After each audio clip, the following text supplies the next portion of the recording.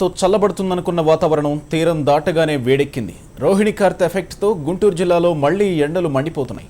2 రోజులుగా రికార్డు స్థాయిలో ఉష్ణోగ్రతలు నమోదవుతున్నాయి. చల్లబడిన వాతావరణం ఒక్కసారిగా వేడెక్కడంతో ప్రజలు అల్లాడిపోతున్నారు. మరిన్ని వివరాలు మా గుంటూరు రిపోర్టర్ శ్రీకాంత్ అందిస్తారు. రోను తుఫాను కారణంగా వాతావరణం చల్లబడడంతో వేసవి తాపం నుంచి ఉపశమనం లభిస్తుందనుకున్న ప్రజలకి నిరాశ ఎదురైంది.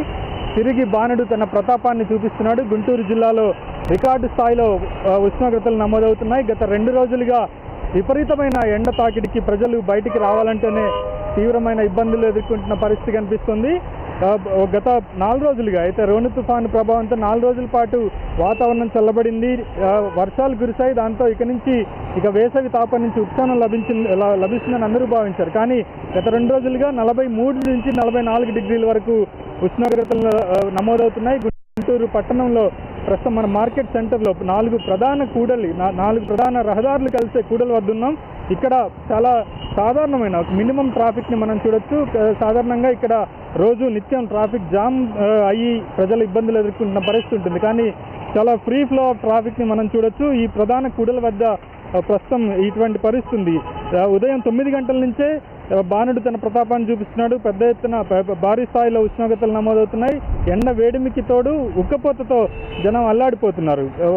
వాతావరణంలో ఒక్కసారిగా వచ్చిన మార్పులు, మొదట ఎండ నుంచి ఉపశమనం లభించింది, వాతావరణం చల్లబడింది. దాంతో ఆ తర్వాత నుంచి ఒక్కసారిగా మళ్ళీ ఉష్ణోగ్రతలు పెరగడంతో జనం తీవ్రమైన ఇక్కట్లు ఎదుర్కొంటున్న పరిస్థితి కనిపిస్తుంది. మరోవైపు మే నెలాఖరు అయితే జూన్ మొదటి వారంలోనే ఋతుపవనాలు వస్తాయని మొదట భావించినప్పటికీ అది మరింత ఆలస్యం అవుతుంది. జూన్ 7వ తారీఖున ఋతుపవనాలు వస్తాయని చెప్తున్నారు. ఈ నేపథ్యంలో మరో 15 నుంచి 20 రోజుల పాటు ఈ ఉష్ణోగ్రతలు ఇదే స్థాయిలో నమోదయ్యే అవకాశాలు కనిపిస్తున్న నేపథ్యంలో తిరిగి ఇటు వడదెబ్బ కావచ్చు, గతంలోనే వడదెబ్బ కారణంగా గుంటూరు జిల్లాలో పలువురు మృత్యువాత పడ్డారు. ముఖ్యంగా పల్నాడు ప్రాంతంలో కేవలం గుంటూరు పట్టణంలోనే కాకుండా జిల్లా వ్యాప్తంగా కూడా ఇదే పరిస్థితి కనిపిస్తుంది. పల్నాడు ప్రాంతంలో అయితే ఈ ఎండ తీవ్రత మరింత ఎక్కువగా కనిపిస్తుంది. గురజాల, దాచేపల్లి, మాచర్ల, పిడుగురాళ్ల లాంటి ప్రాంతాల్లో ఉష్ణోగ్రతలు మరింత ఎక్కువగా నమోదవుతున్నాయి. ఇక్కడ గుంటూరు పట్టణం కన్నా అటువైపు 1 నుంచి 2 డిగ్రీల సెంటీగ్రేడ్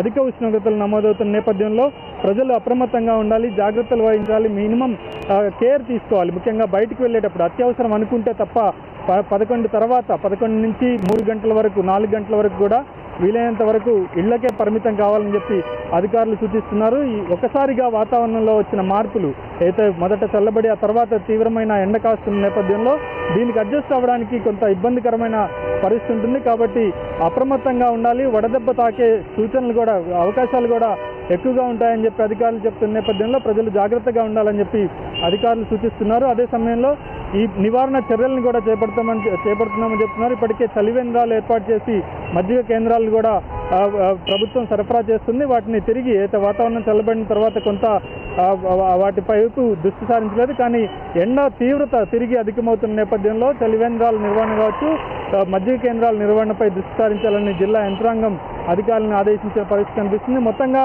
తిరిగి అయితే వాతావరణం చల్లబడిన పరిస్థితి నుంచి తిరిగి బాణుడు తన ప్రతాపాన్ని చూపిస్తున్నాడు. గుంటూరు జిల్లాలో రికార్డు స్థాయిలో ఉష్ణోగ్రతలు నమోదవుతున్నాయి. కెమెరా పర్సన్ హనుమంతో శ్రీకాంత్, HM TV, గుంటూరు.